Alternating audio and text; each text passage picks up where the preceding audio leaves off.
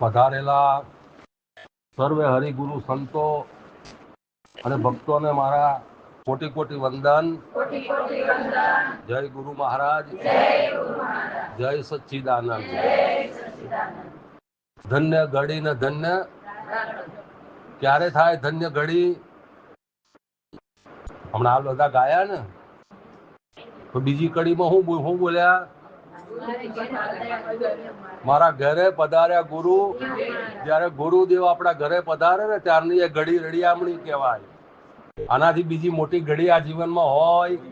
બાકી તો બધી ઘડીઓ આવે ને જાય, પણ જે દિવસે આપણા ઘરે ગુરુજીની પધરામણી થાય, ગુરુજીનો પ્રસાદ થાય, એનાથી મોટું આ વિશ્વની અંદર બીજું કોઈ કાર્ય જગતમાં છે નહીં. એટલે ધન્ય રે ઘડી ને ધન્ય રે દિવસ કે આજે મારા ગુરુજી પધાર્યા મારા ઘેર. જયારે ગુરુજી પધારે એટલે કીધું કે ગુરુ પદ પંકજ પૂજતા 14 લોક પૂજાય. શિવ વિરંચી શારદા પણ ગુરુ તળા જ સગાય. ગુરુનો મહિમા અપરંપાર છે. ગુરુ કોઈ વ્યક્તિ નથી. જ્યાં વ્યક્તિની સમાપ્તિ થઈ જાય ત્યારે સ્વયંની પ્રાપ્તિ થાય. અમારા સદગુરુ કાળીદાસ બાપાએ કીધું કે વ્યક્તિની સમાપ્તિ એટલે વ્યક્ત એટલે આ શરીર. આ શરીર કોઈ દાડો ગુરુ હોય? પણ તમને મને જે સમજણ આપે એ સદગુરુ છે. આપણને શું આપશે? હમણાં અડધો કલાક આપણને સમજણ આપશે, અને સમજણમાં લઈએ તો આપણું જીવન ધન્ય બની જાય. એ ઘડી આપણી જીવનની ધન્ય બની જાય. તો આ બધું પણ ક્યારે બને? કે જ્યારે આપણે પૂર્વના યોગ ભ્રષ્ટ આત્મા હોય અને અનંત યુગથી ભક્તિ કરતા આવ્યા હોય, તો વર્તમાન કાળે પરમાત્મા આપણને કોઈ સાચા સદગુરુનો સમાગમ આપે. જ્યાં સુધી આપણને આ મોહ અને માયાની નિંદ્રામાં જીવ જન્મો જન્મથી માયા બજારમાં ભટકી ગયો છે, સૂઈ ગયો છે, અને સૂઈ ગયેલો માણસ હોય એને કોઈ જગાડનારો ન મળે ત્યાં સુધી એ જાગે. અને કદાચ કોઈ જાગે છે તો અધમુવા જાગે છે. પાછા કેવા જાગે છે? પેલા વાણિયાના ઘરમાં ચોર આવ્યો, તો વાણિયાને જાગી ગઈ, વાણિયો ઘસઘસાટ ઊંઘણસી હતો. એટલે એને ખબર પડી કે માનો પણ ચોર આવ્યો છે. અને ઘરમાં ચોર તો આવે ને, એ બધાના ઘરમાં ચોર છે અત્યારે. કયા ઘરમાં? આ બહારના ઘરની વાત કરતો, આ ઘરમાં બધા ચોર અંદર બેઠેલા છે. જ્યાં સુધી એ ચોરને જ્યાં સુધી આપણે જોઈએ નહીં અને પગ બહાર કાઢશું નહીં ત્યાં સુધી આપણને આ સાચી વસ્તુ આપણા અંદર ઉગવા નહીં દે. તો વાણિયાને કુણી મારી, વાણિયાને કે જાગો જાગો, ચોર આયા. કે જાગું છું. ઓ ચોર આવ્યો, કબાટ તોડ્યું, બધું અંદરથી કાઢી લીધું. એમ આપણું 40 વર્ષ ગયા, 50 વર્ષ ગયા, 60 વર્ષ ગયા, તોય હજુ તો હું આટલું કરવું જ લઉં, હું આટલું કરી લઉં, હું આટલી કરી લઉં. અને આ કરવામાં આ સમય બધો જતો રહેવાનો. સમય કોઈનો રોકાતો નથી. અને સમયમાં શું થવાનું એ આપણને કોઈને કાંઈ ખબર નથી. તો એ પહેલા શું કરવાનું? કે વાણિયાને કીધું કે સાંભળો છો, હવે તો પોટલું બાંધ્યું, જવાની તૈયારી, પણ હું તો જાગું છું.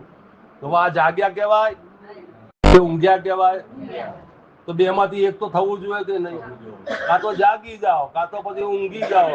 હવે આ ચોર આવીને લૂંટી ગયા તો એ જાગું છું એમાં જાગેલું કશા કામનું. તો શું સદગુરુ શું કરે? આપણને મોહ અને માયાની નિંદ્રામાંથી આપણને ચમકારો કરીને આપણને જગાડી દે. અને જ્યાં સુધી જાગીએ નહીં ત્યાં સુધી આ સપનું મટે એવું. ત્યારે સદગુરુ મળે તો શું કરે? ત્યાં નિંદ્રા તૂટીને સપનું વહી ગયું રે લોલ.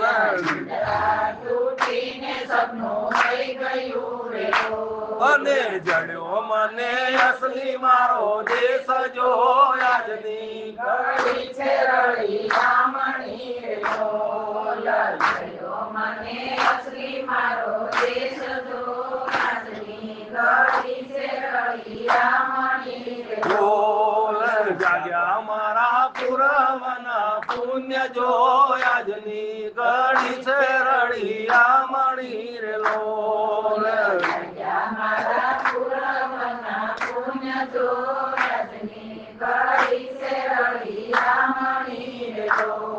સદગુરુ ભજન કરાવી, સત્સંગ કરાવી, સ્મરણ કરાવી, પોતાના સ્વરૂપનું ધ્યાન કરાવીને આપણને મોહ અને માયાની નિંદ્રામાંથી જગાડે.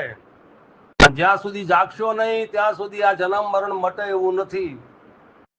આ મનુષ્ય દેહ જ એક એવો છે કે જેનાથી આપણે આ 84 માંથી બચી શકીએ, જન્મ મરણ માંથી પર થઈ શકીએ. આના સિવાય બીજો કોઈ શરીર આ સૃષ્ટિની અંદર પરમાત્માએ બનાવ્યું નથી. એટલે તુલસીદાસ મહારાજે કહ્યું કે બડો ભાગ્ય મનુષ્ય તન પાવા, સુર દુર્લભ સદ ગ્રંથન ગાવા. તારું ખૂબ ભાગ્ય હતું ત્યારે તને આ મનુષ્ય શરીર મળ્યું છે. તારા થોડા થોડા પુણ્ય જમા થયા ત્યારે તને આ માનવ દેહ મળ્યો છે. શા માટે? આ જન્મ મરણના ચક્કરમાંથી નીકળી જવા માટે. આ જાગી જવાનું છે. કાંઈ ભાગવાનું, કાંઈ ત્યાગવાનું, કાંઈ છોડવાનું નથી. બસ સદગુરુના શબ્દની અંદર આપણી સુરતાને જગાડી દેવાની છે. અને સુરતાયો જાગી એની બ્રહ્મણાયો ભાગી. સુરતા કોને જગાડે? બોધમાં આપણી ગુરુજી કોને જગાડે? આપણી સુરતાને જગાડે. તો નિંદ્રા તૂટીને સપનું ક્યાં સુધી હતું? સપનામાં બધું ભલભલું દેખાય ને, પણ જાગીને જોઈએ તો એમાંનું કાંઈ હોય છે? એમ ઓલું રાતનું નાનું સપનું અને દિવસનું મોટું સપનું, આ પણ સપનું જ છે. કેમ કે આપણે આવ્યા હતા ત્યારે કઈ લઈને આવ્યા અને જઈશું ત્યારે કઈ લઈને જવાના કે લઈ જવાના છીએ? તારે ઓલા સપનામાં કઈ મળ્યું ખરા? રાતના સપનામાં તો આ દિવસના સપનામાં કઈ આને લઈ જવાનું ખરું? નહીં, કશું હાથમાં નહીં આવે. એટલે આ મોટું સપનું અને રાતનું નાનું સપનું. એટલે જ્યાં સુધી સદગુરુ મળે નહીં ત્યાં સુધી આ મોહને માયાની નિંદ્રા છૂટે નહીં ત્યાં સુધી આ સપનું હટે એવું નથી. એટલે નિંદ્રા તૂટીને સપનું જડ્યો મારો અસલી દેશ. કયો દેશ સદગુરુ બતાવે? આજે દેખાય બધો જુઠ્ઠો દેશ છે, નકલી દેશ છે. આજે દેખાઈ રહ્યું છે એ બધું કેવું છે? પહેલા હતું નહીં અને આજે અને કાલ હોય નહીં. તો જે આજે હોય કાલે ના હોય એ કોઈ દાડો અસલી હોય કે નકલી હોય? તો આપણે કેમાં બેઠા છીએ? બધા નકલમાં. નકલીમાં કશું હાથ કોઈને આવ્યું નથી, પણ નકલમાં જન્મો જન્મથી આ જીવના આદત પડી ગઈ છે. કેમ કે આના પાસે અક્કલ જેવું કઈ રહ્યું, અને આ જગતની અંદર એનો નકલનો જોટો અપાર છે. જ્યાં સુધી સદગુરુ આપણને અક્કલ સદબુદ્ધિ ન આપે ત્યાં સુધી આપણે આ ભજનમાં લાભ લઈ શકાતો. તો જ્યારે આપણને સદગુરુ મળે તો આપણને અસલ અને નકલની આપણને ઓળખાણ કરાવે કે જો ભાઈ આ અસલી છે અને આ નકલી છે. આ અત્યારે વિનુભાઈએ, અરુણાબેને, એમના પરિવારજનોએ જે કાંઈ કલાક ભજન, 2 કલાક ગુરુજીની સેવા કરી અને જે કાંઈ પ્રસાદ કર્યો એ સાચું. બાકી આ બધી વેઠ જેટલી પણ કરીએ છીએ બધી કેવી છે? ખોટી. બધું અસલ અને નકલ બે છે, અને બેમાં રહી અને આપણે બધું જ કરવાનું છે. કાંઈ ઘર બાર પુત્ર પરિવાર છોડી દેવાના નથી. માત્ર શું કરવાનું છે? સદગુરુના વચનમાં જાગવાનું છે. તો આપણને સદગુરુ મળી જાય તો આપણને સમજાવે કે જો દીકરા આ અસલ છે અને આ નકલ છે. જો તમારા બધાની પાસે 2 વસ્તુ છે, એક અસલ છે અને એક નકલ છે. બધાની પાસે. હા, એક જ. અસલ શું? તો જે આ તમારી અંદર સાંભળી રહ્યો છે. કોણ સાંભળનારો? કોણ છે? કાન સાંભળે? તારા આંખો દેખે? તારો વાણી બોલે? મોઢું ન બોલે? આ બોલનારો કોણ છે? આંખની પાછળ દેખનારો કોણ છે? આ કાનની પાછળ સાંભળનારો છે કે નથી? જો એ ના હોય તો સંભળાય ખરા? એ ના હોય તો દેખાય ખરા? તારે એ ના હોય તો તમે અહીંયા આવી શકો ખરા? તો એ છે કે નથી? જે દેખાતો પણ તો એ અસલ છે, એ અસલી છે. કેવો છે? અને જે આ દેખાય છે ને બધું, એ બધું નકલી છે. જો આ જ કળા છે કુદરતની. જે દેખાય છે એ નકલ છે, અને જે નથી દેખાતું એ અસલ છે. હવે આપણે હમ રહીએ છીએ એ આપણે વિચાર કરવાનો. ગુરુ તો આપણને બતાવ્યું કે અસલ નકલની ઓળખાણ વિના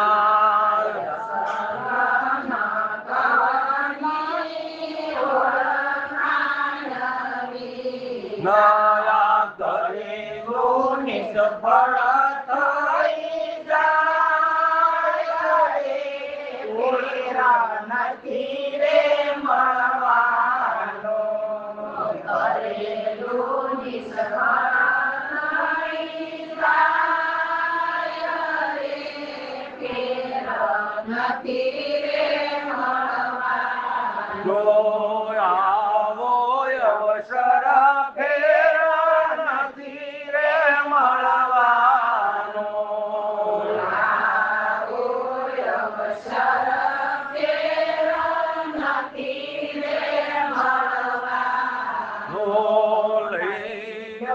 ને અમૂલા કલાવરે ફેર નથી રે મળવાનો લઈ લો ને અમૂલા કલાવરે ફેર નથી રે મળવાનો. અસલ નકલ ની ઓળખાણ તો જુએ કે ન જુએ? આ ઓળખાણ કોણ કરાવે આપણને? હાલના સદગુરુ કરાવે. ભગવાનના ફોટા આગળ બેહી રહેવાથી ભગવાન કાંઈ બોલ્યા નથી અને કાંઈ બોલવાના નથી, પણ આ હાલતા ચાલતા જીવતા જાગતા ભગવાન પાસે જઈશું તો આપણને બતાવશે કે દીકરા આ અસલ કહેવાય અને આ નકલ કહેવાય. ખબર પડે છે?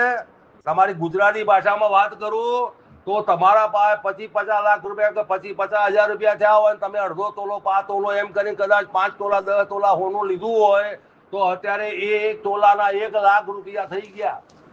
જે 10,000 માં 15,000 માં 20,000 માં 5,000 માં લીધું હતું એના આજે 1 લાખ રૂપિયા તોલાનો ભાવ થયો કે નથી થયો? એનો ભાવ વધ્યા કે ઘટ્યા? એમ અસલ ભક્તિ કરી હોય તો દિવસે દિવસે ભાવ વધે વધે ને. અને જો નકલ હોય તો નકલ કોને કહેવાય? બગસરાનું. બગસરાના દાગીના આવે છે ને, પણ એ ભેગા કર્યા હોય ને અણીના ટાઈમે કદાચ તકલીફ હોય વેચવા જઈએ તો એ બગસરાના દાગીનાના રૂપિયા આવશે? કેમ? દાગીના નથી પણ નહીં આવે. કેમ કે નકલ છે, એની કોઈ વેલ્યુ નથી. એમ નકલ અને અસલ, એમ આ શરીર નકલ છે અને અંદર બોલી રહ્યો છે એ આત્મા અસલ છે. તો આ અસલ અને નકલ એને કોણ સમજાવે? આપણને સદગુરુ બતાવે. જ્યાં સુધી આપણને સાચા સદગુરુ વર્તમાન કાળે ન મળે ત્યાં સુધી આપણે નકલમાં આવી વાર કેટલીય વાર આ સંસારમાં આવ્યા છીએ, કેટલીય વાર આવા શરીરો ધારણ કર્યા છે, કેટલીય વાર આપણે પાપ અને પુણ્યના ચક્કરમાંથી બધે ભટક્યા જ કરીએ છીએ. જ્યારે સદગુરુ મળી જાય તો આપણને સત્યનો અનુભવ કરાવી, આપણને નિજની ઓળખાણ કરાવે. આપણે કોણ છીએ? આપણે આ વિશ્વની અંદર, આ સંસારની અંદર આવીને આપણે બધાને ઓળખ્યા, પણ આપણે આપણને ન ઓળખ્યા તો આ બધાને ઓળખેલા અંતકાળે કોઈ કામમાં આવવાના નથી. તો આપણે કોને ઓળખવાના? તો તમે તમારા પોતાને ઓળખો અને એમાં નક્કી થઈ જાઓ, એમાં સ્થિતિ બનાવી દો તો એ અસલ કહેવાય. અને બહાર ગમે એટલું દોડ્યા, આ બાપુ પેલા બાપુ, આ આશ્રમ ને પેલા આશ્રમ, ગમે એટલા ભટકશો, ગમે એટલા તીર્થો કરશો, ગમે એટલા કાશી મથુરા ગોકુળ દ્વારકા ડાકોર બધે જાઓ, પણ એ બધું નકલ અને હવે તમારે ભટકવું તો ભટકજો, રખડવો તો રખડજો. અને જો તમારે અસલમાં રહેવું હોય તો અમારા ગંગા સતીએ કીધું એકાંતે બેસીને પ્રભુને બિરાજે તો અલખને બિરાજે તો અલખ આવે પોતાને. આવે કે ન આવે? અમારા ગંગાબા ક્યાંય ફરવા નહોતા ગયા, પણ તોય એમને પરમાત્મા અંદર પ્રગટ થઈ ગયા. ક્યાં હતા પરમાત્મા? ક્યાં બેઠા છે? અને આપણે ગોતીએ છીએ ક્યાં? તો પરમાત્મા ખોવાઈ જાય? તો કે દ્વારકા જઈએ તો મળે, હરિદ્વાર જઈએ તો ના, ત્યાં નહીં મળે. ખોજવો હોય તો તમારી અંદર વિચાર કરો કે આ બોલે તે કોણ છે? ભીમો કે ભગવાન 4 તસુના કારણે આંખ ના દેખે કાન. આ બોલે, જો આમાંથી આ બોલનારો નીકળી જાય તો આ શરીર બોલી શકે ખરા? મળદામાં આપણે કઈ લઈ લીધું હોય છે પણ છતાં એ કશા કામનું નથી રહ્યું. તો આ બોલે છે, આ અત્યારે હાજર છે, એનો અનુભવ કરી લો. કોઈ સદગુરુ પાસે જાઓ અને સદગુરુને વારે વારે પૂછીને નક્કી કરો કે ગુરુજી મને આ વાત સમજાતી નથી, મને આ વાત બેસતી નથી.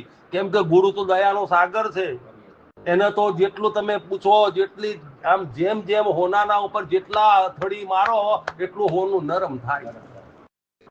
એમ આપણે પણ આની અંદર જેટલા ઉતરશું જેટલા ભીતરમાં ઉતરશું એટલો આપણને આનંદ આવશે અને આપણો પ્રકાશ મળશે.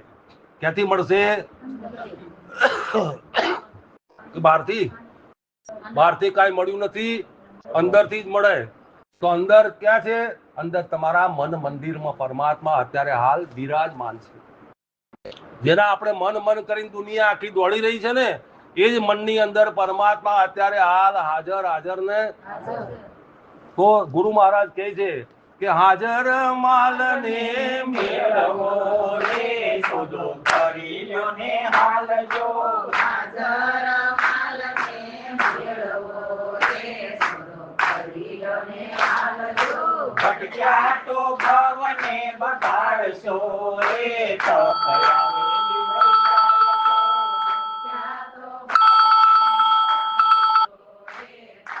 તપયાવેલી વૈ જાય તો આવી શરતને તમે ઓળખો રે ફેર જન્મ ન થાય જો વિશાળાને તમે ઓળખો રે ફેર જન્મ ન થાય તો આ તો હિરલો છે મોંઘા મૂલનો રે જોજો કચરામાં ન જાય જો આસો હીરો છે મોંઘા મૂલનો રે જોજો કચરામાં ન જાય તો શું કહ્યું?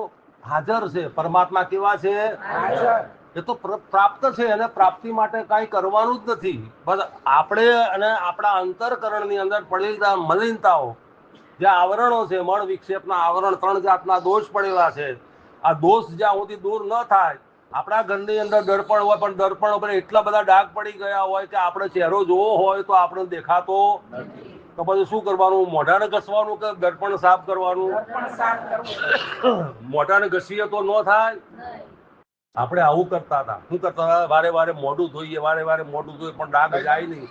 દર્પણમાં ઓલા બેન દૂધપાક બનાવતા હતા, તે ચશ્મા પહેરતા હતા મારી જેમ. તે ચશ્મા પહેરેલા હતા, દૂધનો છાંટો ઉડ્યો છે ને એટલે ચશ્મા ઘડીક વાર માટે રસોડા પર કિચનમાં મૂક્યા એટલે એમાં કીડીઓ 2-4 ચોંટી ગઈ. વળી પાછા ચશ્મા એમને પહેર્યા, પછી જોયું તપેલામાં તો અંદર કીડી દેખાય.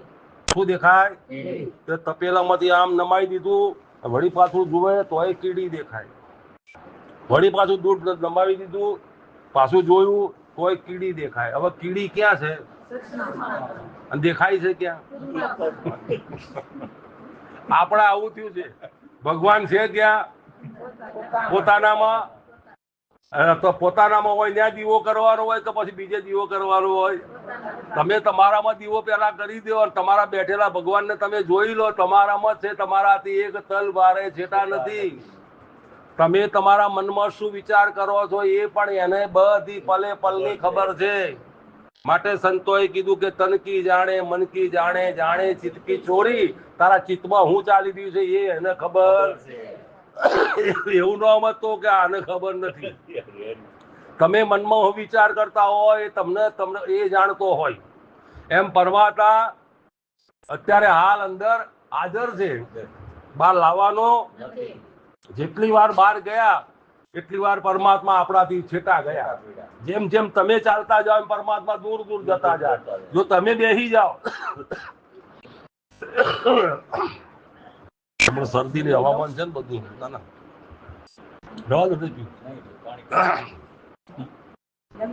લીધું એટલે હાજર કેવા છે ભગવાન? હાજર ને લાવવાના હોય. તમે મારા સામે બેઠા છો તો તમે ને હું હાજર જ છીએ, પછી લેવાનું હું. પણ તમારા અને મારા વચમાં જે પડદો પડી ગયો છે અને એ પડદાના હિસાબે પરમાત્મા હાજર છે પણ દેખાતા, એમ આપણે અને પરમાત્માના વચમાં હું અને મારું નો પડદો પડ્યો છે. હું શરીર છું અને શરીર મારું છું. આ શરીર આપણું નથી. આ શરીર જો આપણું હોય તો આપણા કહેવામાં રહેવું જોઈએ ને. આ શરીરને આપણે કશું કાંઈ થવા દેવું તોય આની અંદર રોગ થાય, કિડની બગડે, કાંઈ બીજું બગડે, કાંઈ ત્રીજું બગડે, પણ એક દાડો બગડવાનું ને. કેમ કે આ શરીર આપણું. આમાંથી કોઈ કાયમ રહેવાના ખરા? એક દાડો જવાનું ને. કોઈનું શરીર કોઈને કોઈ દિવસ સાથ આપ્યો નથી અને આપવાનું નથી. કેમ કે પ્રકૃતિનો અટલ નિયમ છે, એ પરિવર્તનશીલ છે. બનવું બગડવું. આ શરીર બન્યું છે તો એક દાડો બગડી જવાનું.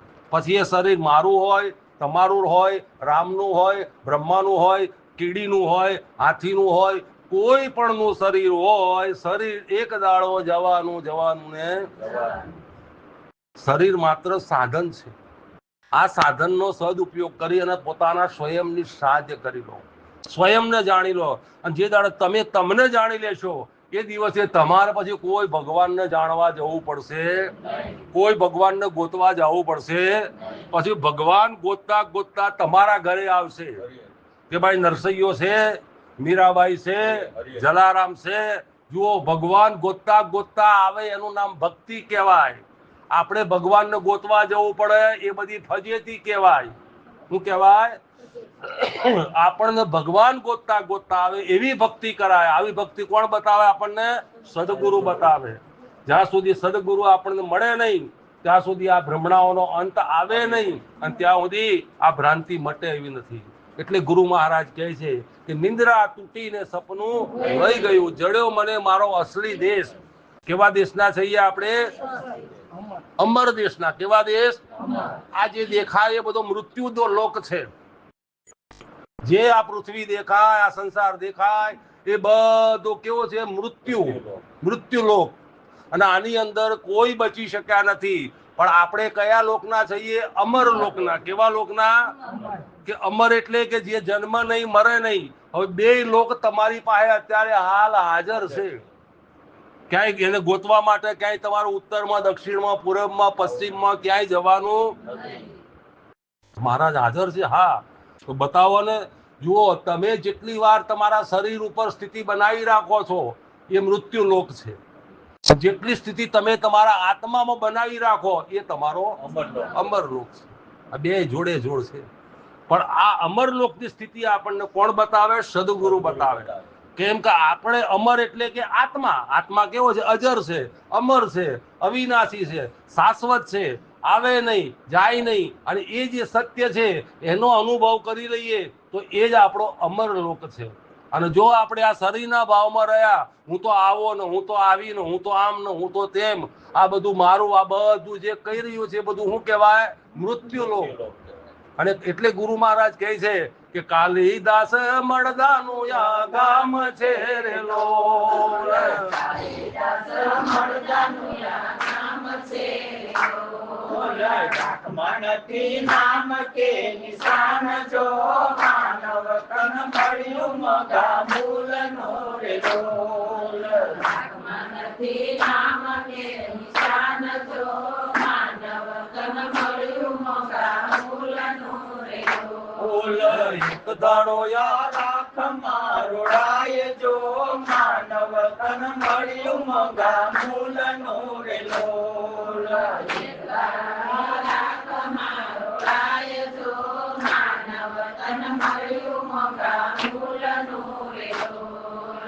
ગુરુજી એમ કે છે કે કાલિદાસ મળદાનું આ ગામ છે. આમાં કેટલાય મળદા આવ્યા અને કેટલાય મળદા ગયા અને અત્યારે હળગી રહ્યા છે.